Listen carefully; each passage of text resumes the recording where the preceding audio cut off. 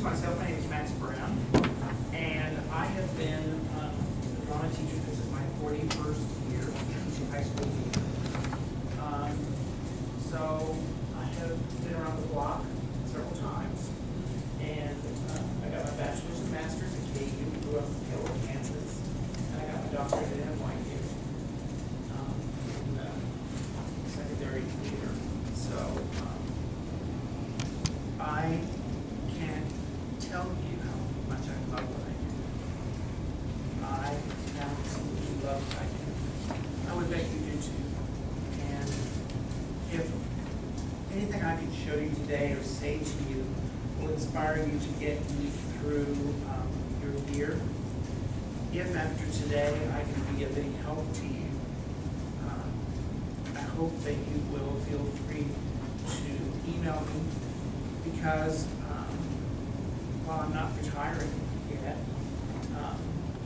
although people keep asking me about that, I still think I have a few good years in me. And nothing is more joyful than seeing kids' faces in my drama classroom again. I don't know what I would have replaced in my life with that if I didn't have that. So I absolutely love what I do. What I thought I would do today is, part of our workshop's going to be participatory. And you don't have to worry about writing a lot down, because everything I do today with you, everything I discuss with you, is going to be in that Dropbox. And you'll have that as a resource, and I'll email it to you later on today. You just join the Dropbox, and all that information's there. Like I said, it'll be open to you until next Wednesday, and I'll close it. And you can take out whatever it is you like. You can copy it onto your hard drive, and keep it in a folder there. And if you have any questions, I'm happy to help. I didn't invent any of this stuff, although I think old enough like I maybe was around, but I really was not around. But I have had great experiences. I had great teachers. And I think that I see that my transition from teaching high school into retirement, whatever that is that I would enjoy a lot sharing what I've done for 40 years with other people. And then please do not take what I say to you as gospel, because it is not. It is what I do that works for me. You need to run it through whatever works for you and modify it, use it, modify it, make it work for you. I just wanted to be able to share with you some of the things that are meaningful to me. And the first is a video that I show all the time and I talk about all the time to my kids. And I want you to, I'm going to start with that. It's Patsy Rutherford. That. And I suddenly want to talk about actors. I never know what I'm going to say. I'm going to talk about the second circle in the moment. And actually all the second circle is being present. Being in the moment, being engaged, being connected. And you're going to hear me get very passionate, because I think we're losing our presence. As a society, we're losing our presence. And actually, as an actor, performer, sports person, if you're not able to get present, you cannot succeed. And I'm going to talk about that.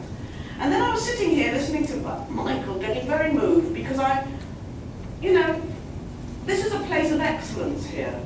And it's very easy to forget that actors are very important parts of society, and I just want to talk a bit about that. I think playwrights and actors, we need them now more than any other time. I go back to the ancient Greeks, the healers of a society, the people who witness the truth. I think it's very important to realise. When I first started to teach in Soweto in South Africa, just after apartheid, every actor I worked with had been tortured under apartheid. They all had. Because they're dangerous. As we all know, some of the first people into the concentration camps were actors. And I just think that sometimes, because we're in a world of what I call, excuse this, I'm just going to say it, teeth and tits, there's an actor that has to make their money, and sometimes we all have to do a bit of teeth and tit work. But the truth of the actor, the importance of the actor is so enormous that I'm going to tell you two very quick stories because I think it's important in this space. And by the way, as we talk and work, I'll talk about Shakespeare. Things are going to just come up. I did a radio programme on the BBC a while ago with a very famous radio producer, a journalist, and I was on the panel with an agent, and the whole of his spiel on the radio was mocking actors. You know, he'd written a book and all he was doing was telling very bad stories about actors, and I was defending actors on the programme, and then I had my bit, and I could sense that she was very glad I was defending actors, although she's known to be a very ferocious woman. And at the end of the broadcast she said, you know, I just want to say this to you, that it's well known that her son, a 21-year-old son, committed suicide. And she said, you know, why I was just so delighted you were supporting actors is that the only people who could deal with me in my loss were actors. She said they were the only ones that knocked on the door, came in and were present with me. And I found that was wonderful actually, because it's true, isn't it? And I just want to tell you a little story, and then I'll go on to the second circle. It's a story, well, here's the story. I was doing a book tour in Australia, Adelaide, and I had about 700 people in a room, a theatre, and mostly they were actors, they were artists. And of course I was talking about voice, the release of sound, the purging of sound. If you put words out there, you create the thing itself, and that has to be done in second circle, and I'll get onto that in a moment. But in the corner over there was a little man in a suit, and he didn't seem to be part of the rest of the audience. And I started to get very upset because he was very upset. And like a very stupid, vain human being, and we all have that awful vanity, I thought to myself, oh, he doesn't like me. Which is probably true. And isn't that a wonderful thing in life when you realise, particularly as actors, that you can't make anyone like you? Forget it, you know. Do the work, do the play. Don't try and make anyone like you. In any case, he was sitting over there, shuffling, very disturbed, little suit. And at the end, I did a book signing, and I saw him hovering over there, you see, and I thought, oh no, I've got to meet this man. This is obviously something I have to do. And he waited till most of the people had gone, and then he came up to me, and he just said to me, I don't like theatre. And I said, oh, okay. And there was a gap. And he said, well, my wife and I once went to the theatre. We didn't like it. And I had to stop myself doing, you know, all that defending. And I thought, well, I'll just stay with you, because he didn't want to go. He wanted to be there. He wanted to be actually present with me. And so I said, well, what was it that you saw? And he said, oh, it was about women in Greece, in Troy. And I said, oh, the women of Troy. I said, oh, yeah. He said, yeah, we didn't like it. And I waited. And I said, so why didn't you like it? He said, oh, there was this actress, and she made a sound. She lost her son. And I said, Andromache, she loses her young child, her son. And he said, yeah, we didn't like her. I said, why didn't you like her? Oh, she made a sound. It was really embarrassing. And then he went very quiet, and something happened in his energy, and he looked down to the floor, and he looked up at me, and he said, a year ago a policeman came and told me my daughter had been raped and murdered, and I made that sound. Whoever that actress was, I bless her. I bless the fact. That's why I do theatre, because if you play the truth, and you're present, and you don't want to be liked, she must have felt that audience hating her performance, but she told the truth. And he said to me, you know, she told me the truth, but I hadn't grown up enough to know it. Now that's why I do theatre. powerful video.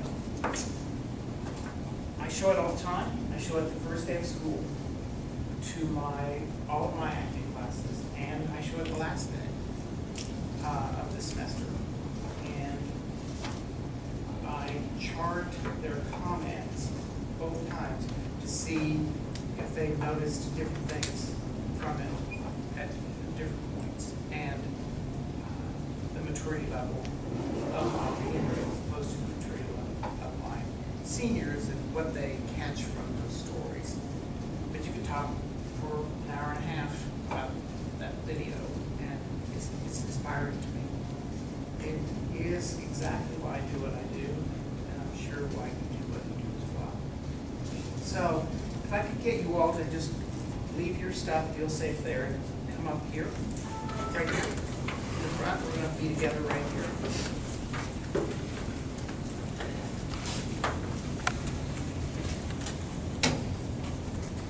And we're going to make a circle here in front of these tables. If we disconnect, it'll be in a small circle. That's okay. We'll be inclusive. It'll be fun. Some of you probably have smaller classrooms than this, maybe. Come on around here to the center. Excellent. Great. Great. Well, when kids first come into my classroom in a beginning acting class, I don't know who the hell they are. And I don't care really. I don't. They come from two different middle schools, from varied backgrounds. I'm a foreign exchange student, so it doesn't matter. People with blue hair, green hair, no hair. It doesn't matter. So I just have to take them where they are, but I do have to find out. And so one of the first things I do is this. Tell me your name, tell me your grade, and tell me something terrific about you. Okay, I'm R.L. Starr Kine. I'm, I suppose, 17th grade. I'm almost finished with my master's degree. Oh, fabulous. Congratulations. And something extravagant about me, I'm going to have a child in February. Excellent. Excellent. Congratulations. Thank you, welcome. And tell me something terrific about you. That I'm the awesome mother Okay, to so two. your name first. Michelle.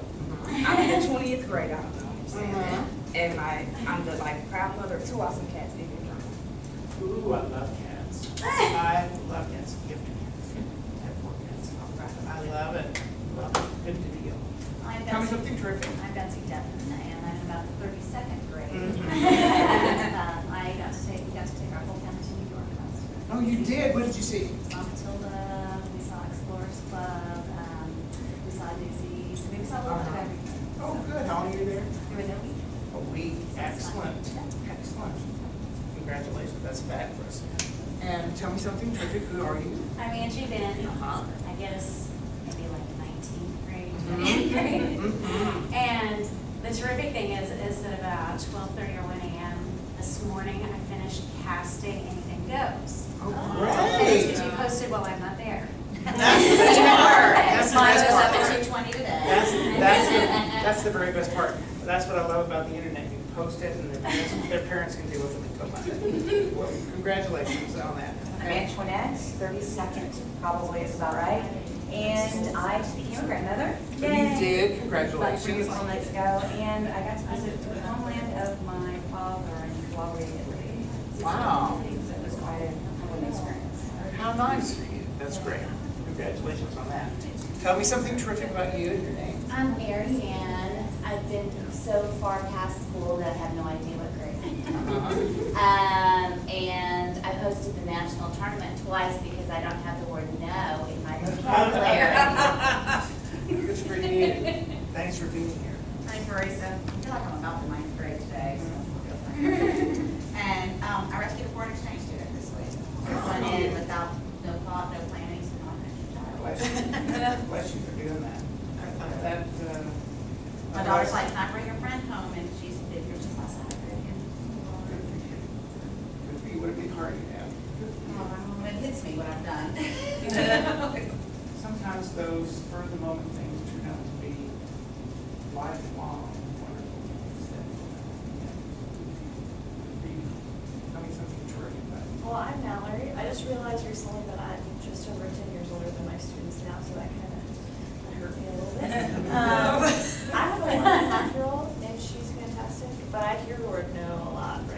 just hasn't seen it. She does think she should, and while she doesn't, she says it. Great, congratulations. Thank you. I'm Carl Crum, I'm 22nd year, 22nd grade. And something fabulous about me or excellent about me, I'm just me. That's about it. Now, one of the things we should talk about, being yourself, being present, being in the moment. A lot of people can't do that, so congratulations on that. Tell us something about you. Okay, Tanya Dockers, and I'm still in high school for a long time. And I have two children that are getting close to graduating from college. Congratulations. Soon to be on their own and off your dime. Yeah, that'll be the best. That's what I was sensing, she wasn't. Yeah, that's All right, great, thanks for being here. Hi, I'm Stephanie. I'm in, I don't know, the 13th grade of teaching. And something terrific about me is, I survived the summer. That's important, that you had summer was good. Yes. That you had summer was good, so thank you for being here today. All right, if you see what I did, it's just a very, very quick way to establish names and to make a personal connection as a teacher with another student. Like I did with Kat's, we find similarities, commonalities with your students. It's a quick way, right at the beginning, put kids at ease to get to know you as a human being, to laugh and joke together as we did here. That's exactly what you can do with them. It takes mere seconds at the beginning of the classroom. Kids love it. Kids love it. When you really want their attention right at the beginning, you don't have to yell, you don't have to scream. They're always drama kids. They come in and they're all over the wall. And and I've witnessed other just screaming and yelling at their drama kids to be quiet. I'm going, you don't have to do that. All you have to do is, if you hear my voice, clap your hands. If you hear my voice, clap your hands. If you hear my voice, clap your hands. Stop it, please. Say I love theater. I love theater. I love theater. Say it louder. I love theater. What have I just done? I haven't yelled. It read my voice once. But you will go come the first time, the rest of them will get on. You'll be focusing in your class, giving you ready to go, and everybody gets to right. First thing I would do is give them an assignment. I give them 3 assignments actually. The first one would be that they have to do a lip sync, 2 to 4 minutes of the same gender that they are. The song has to be appropriate for school. They can costume it, they don't have to costume it. They can have a fake microphone, they can not have a microphone, they can choreograph it, doesn't matter. But 2 to 4 minutes, appropriate music. Then I usually am the first one to perform, to show them that I'm unafraid to do this myself. And I would be the first one to perform. Then each one of them performs a lip sync. Now, this is a diagnostic tool, truly, because I want to know right from the beginning what kind of music they like. And I want them to know right from the beginning that they have the ability to memorize 2 to 4 minutes. And they can't back out of it. How many times have you heard it? I'm going to have to memorize something? Yes. You mean I have to memorize something? Yeah, like those lyrics that you did at the very first day. That 2 to 4 minutes.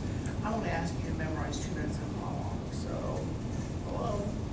You've already proven to me that you can do it. So, that's a great thing too. They lip sync it. You can also tell immediately by how they do that if they're introverted, extroverted, how open they are to being close to the other kids in the classroom or not. If they turn away from the audience, if they turn toward the audience, it's diagnostic for all of that. The second assignment would be that they have to pantomime 90 seconds of their morning routine. I do clarify that I don't need to see any part of the bathroom, toilet facility issues in the morning. But other than that, everything's fair game. There's no words, no dialogue. And they have to do 90 minutes as well, 90 seconds. So it helps me to see immediately, do they know spatial relations? Do they know how to sound the ground? In their head, are they putting things where, playing different critical scenes? I can see if they have learned that already, or if I've got some teaching to do, before we get started. And as they do that, I just have my own little tick marks of where it's a yes, no, they can do it, they can't do it, And I don't even put names, I just keep track like tick marks, so I can tell who's got it, who hasn't. The third assignment is I make them do a elderly person, somebody over 70, and they have to observe them, and then they have to recreate that. Tell us who they observed, be a family member or not. The person has to be living, because I have something, they have to be breathing, they have to be able to look up a mirror, they have to be able to go in. So that would be really important, all right? So they then perform those, and I make them slate everything. So they learn about slating. Hello, my name is, just kind of like you did for your, you tell me something terrific. They tell me their name, their grade, what song they're singing, their morning routine. I'm doing my observation of an old person, and that's my grandmother or my sister, somebody else's grandma or friend or neighbor or whatever. So in 3 assignments, you've got in your head pretty quickly about where your class is at. And if you have 2 or 3 different acting classes, they may be at different levels. They may be different sizes. I have the A acting class, one hour that has 24, and then next class that has 9. And so I have to, I don't try to keep them together because they're not going to be together. I can move through things pretty quickly with group 9, and 24 takes me a while. So you'd expect that. After we complete that, the next thing we would be doing is I try and get everybody up and doing things every day. So we're going to play some warm-up games. One of them is going to be called Red Ball Thank You. And so here's Red Ball Thank You. Just participate and go with it. All right? And Red Ball Thank You. And I'm going to pass you the red ball. You say Red Ball Thank You when you pass it. Okay? And Red Ball. Red ball, thank you. You pass it. Red ball. Red ball, thank you. Red ball. Red ball. No, Red Ball Thank You. Red ball, thank you. And then pass it. Red ball. Red ball, thank you. Red ball. Red ball, thank you. Red ball. Red ball, thank you. Hold that ball. I'm going to complicate your life. Now you can go ahead. Red ball. Red ball, thank you. Yellow ball. Yellow ball, thank you. Yellow ball. Blue ball. Red ball, Blue ball. thank you. Blue ball, thank you. Blue ball. Yellow ball. Red ball, thank you. Blue ball, thank you. Yellow ball. Red Blue ball. ball. Orange ball. Red ball. Red ball, thank you. Orange ball. Red ball. Thank you. Red ball, thank you. Yellow ball. Yellow ball, thank you. Orange Yellow ball. ball. Orange ball, thank you. Blue ball. Yellow ball. Blue ball, Red thank ball, you. Yellow ball. Yellow ball. Blue ball. Yellow Blue ball, thank you. Yellow ball, thank you. Yellow ball. Blue ball. Thank you. For lack of a better word, hold your balls up. Who's got a ball? Next color. Blue. Yeah, and I had yellow, but it seemed like there were 2 And I had yellows yellow going. too, so I don't. Yeah, there's an orange. The orange.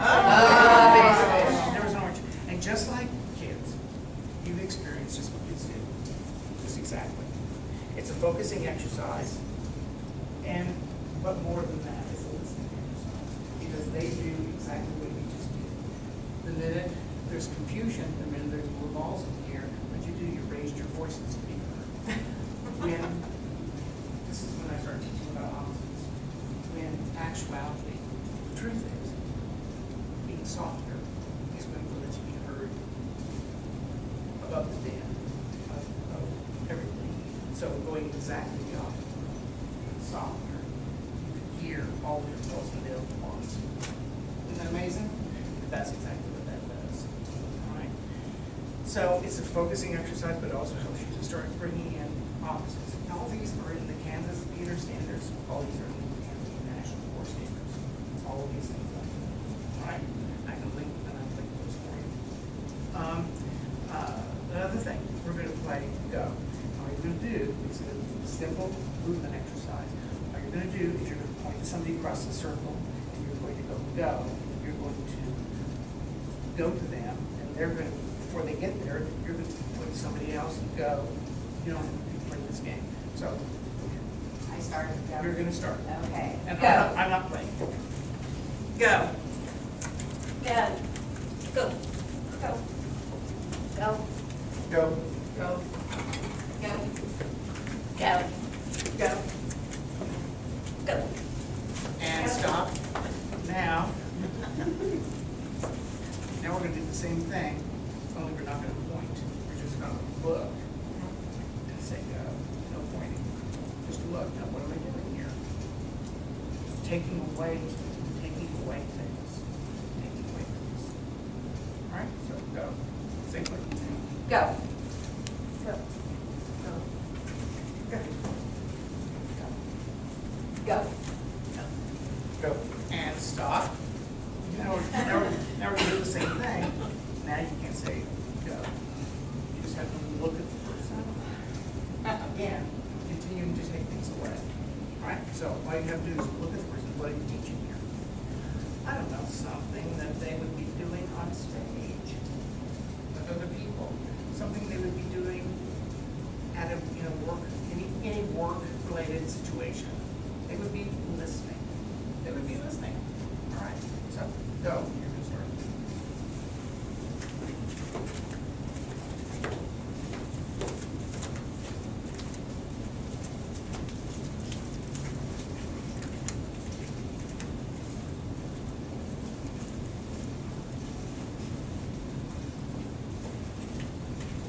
And pause it. All right, so you kind of see how these are. They have to focus, they help kids to listen, you're trying to stop opposites, take things away, makes it harder for them, they have to really listen, they have to really pay attention, they have to really look at, and as we talked about, they have to be present. Kids don't understand about this. They don't understand, but they're in a play for me. It's the hardest thing it is to do, is to be present with the other actor in the seat, on the stage, not afraid of looking in the eye. Instead of seeing their friends sitting in the front row and wondering how they're reacting. Well, you can't be in two places at once. You can't be here and be present with the actor and be in the moment of the scene and be worried about what your friends are doing. This is good focus, and that means that you're never here. You're there, you're not there. And what we want to foster is that understanding. That's why I show this video a lot, is I want them to understand presence. I'm talking to my kids, and they go, presence again. Damn it. But they have got it. They have got it because it's important. And do I see it reflected in their work? Does it matter? Yes. Right after that, in an exercise, I'm going to teach you some quick scene building techniques, and they're through a combat training. All right, so can I use you as an example? Would you come out here? I'm going to slap you, but I'm not going to hurt you. All right, there are 3 different types of stage slaps. All right, 3 different types of stage slaps, and you're going to put your thing, skip in your hand and put your thumb right on your nose. All right, and why haven't you been turning in your play reports? And you're going to turn your head and you're going to take this hand and rub your cheek like I did. Right, so you're. Why haven't you been turning in your play reports on time? Yeah, and you yell and scream and have all the acting. Then there's another one, same thing. What? And you're going to clap your own hands against it. Why haven't you been turning your play reports in time? And you'd still bring the hand up. After you did it, you'd still bring your hand, right? All right? That's the second one. Then the third one, that's all right. Still use this. It's also fun at family reunions. So anyway, the third one is then I would do it. Why haven't you been turning your play reports in time? And then you would turn. Then you would try to slap my own hand, and then you would again have the acting in my face. Right? So that is 3 slaps. Then, thank you for